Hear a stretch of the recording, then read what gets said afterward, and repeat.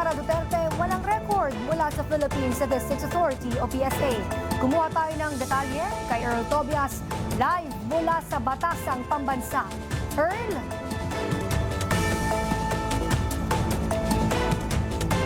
Princess sina Dodong Gunala, Dodong Barok, Jay Camote at Miggy Mango.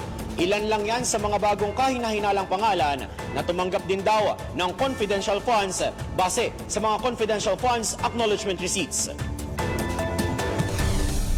At sa pagkukumpirma ni House Deputy Majority Leader Paulo Ortega sa Philippine Statistics Authority na pag-alamang wala ring birth certificates o kahit death certificates ang mga pangalang yan.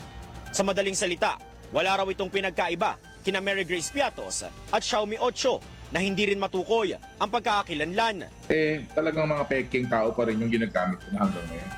So, nakakalungkot na ganito, no? Parang talagang sadyang inaabuso yung sistema. So, talagang nakakahanap pa rin sila ng butas para, ewan ko, kumita ng pera, magnakaw ng pera. Tinatayang nasa 50 million pesos daw ang napunta kay Jay Camote, Miggy Mango at sa magkakapangalang Dodong base sa nausisang confidential funds receipts.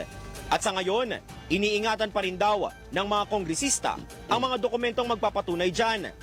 At opisyal nila itong ipepresenta kapag nagsimula na ang impeachment trial laban kay VP Sara Duterte. Dagdag naman ni House Deputy Minority Leader Franz Castro na isa sa mga naunang nag-file ng impeachment complaint laban sa bise para maungkat na ang katotohanan.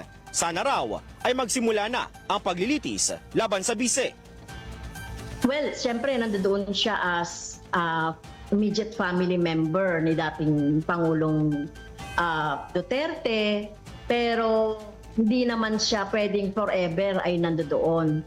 Dapat niya pa rin gampanan yung kanyang katungkulan as Vice President dahil meron siyang sinumpaan sa konstitusyon. Liban pa sa personal niya, no, na tungkulin niya sa kanyang ama. Pero mas malaki yung pananagutan niya.